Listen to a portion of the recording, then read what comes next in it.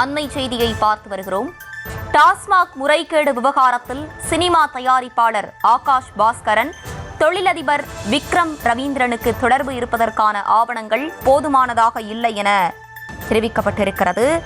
வாதத்திற்கும் சமர்ப்பிக்கப்பட்ட ஆவணத்திற்கும் எந்த சம்பந்தமும் இல்லை எனவும் நீதிபதிகள் தெரிவித்திருக்கிறார்கள். அது தொடர்பான அண்மை செய்தியை பார்த்து வருகிறோம். டாஸ்மாக் வழக்கில் ஆகாஷ் பாஸ்கரன் விக்ரம் ரவீந்திரனுக்கு தொடர்பு என கூறப்படும் புகாரில் ஆவணங்கள் போதுமானதாக இல்லை என நீதிபதிகள் தெரிவித்திருக்கிறார்கள்.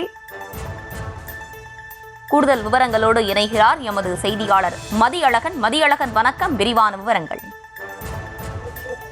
டாஸ்மாகில் 1000 கோடி ரூபாய்க்கு மோசடி நடந்ததாக அந்த விவகாரத்தில் சினிமா தயாரிப்பாளர் ஆகாஷ் பாஸ்கரன், தொழிலதிபர் விக்ரம் ரவீந்திரன் ஆகியோரின் இடங்களில் அமலாக்கத்துறை சோதனை நடத்தி சீலும் வைத்தது. இதற்கு எதிர்ப்பு தெரிவித்து இருவரும் சென்னை உயர்நீதிமன்றத்தில் தாக்கல் செய்த மனு நீதிபதிகள் MS ரமேஷ், வி லட்சுமி நாராயணன் அமர்வில் இன்று மீண்டும் விசாரணை கொண்டது. அப்பொழுது ஆஜரான அமலாக்கத்துறை சிறப்பு வழக்கறிஞர் இருவரும் இந்த விவகாரத்தில் சம்பந்தப்பட்டிருக்கிறார்கள் என நம்புவதற்கான ஆதாரங்கள் இருப்பதாக கூறி அதனை நீதிமன்றத்தில் தாக்கல் செய்தார்.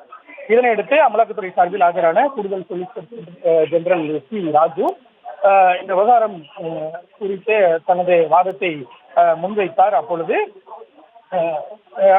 நீதிபதிகளை பொறுத்தவரை சில கேள்வி, அதாவது இந்த விவகாரம் தொடர்பாக தமிழ்நாடு லஞ்ச போலீசார் 41 வழக்குகள் பதிவு செய்துள்ளதாகவும் இந்த விவகாரத்தில் சட்டவிரோத பணப்பரிமாற்றம் நடந்ததாக நம்புவதற்கான காரணமே அந்த வழக்குகள் தான் என்றார்.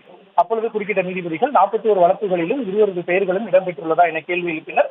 மேலும் இருவருக்கு தொடர்பு இருப்பதாக கூறி தாக்கல் செய்யப்பட்ட ஆவணங்களும் நீங்கள் சொல்வதும், அதாவது உங்கள் வாதங்களும் ஒத்துப்போகவில்லை எனவும் நீதிபதிகள் குறிப்பிட்டனர். இதற்கு பதிலளித்த கூடுதல் சொலிசிட்டர் ஜெனரல், மூல வழக்கின் முதல் தகவல் அறிக்கையில் அவர்களது பெயர் இருந்தால்தான் அவர்கள் தவறு செய்தார்கள் என நம்ப வேண்டும் என்றில்லை என தெரிவித்தார். இதனைத் தொடர்ந்து மேலும் விவகாரம் குறித்து பதிலளிப்பதற்கு அவகாசம் வேண்டும் எனவும் அமலாக்கத்துறை சார்பில் ஆஜரான வழக்கறிஞர் தெரிவித்தார். இதனையடுத்து இருவரது வீடு மற்றும் அலுவலகத்திற்கு சீல் வைப்பதற்கு அமலாக்கத்துறைக்கு அதிகாரம் இருக்கிறதா என நீதிபதிகள் கேள்வி எழுப்பினார்கள்.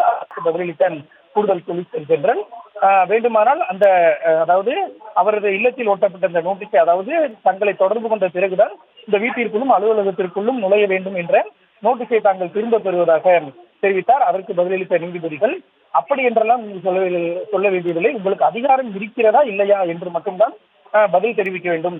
ஒருவேளை தங்களுக்கு அதிகாரம் இல்லை என்று கூறினால் அதனை தாங்கள் பதிவு செய்து கொண்டு இந்த வழக்கை இப்பொழுதே முடித்து வைப்பதாக நீதிபதிகள் தெரிவித்தனர். இதனையடுத்து இந்த வழக்கில் இடைக்கால உத்தரவு பிறப்பிப்பதற்காக வழக்கினுடைய விசாரணையை பிற்பகல் 7:15 மணிக்கு நீதிபதிகள் ஒத்திவைத்திருக்கிறார்கள். விவரங்களை வழங்கியமைக்கு நன்றி மதியழகன்.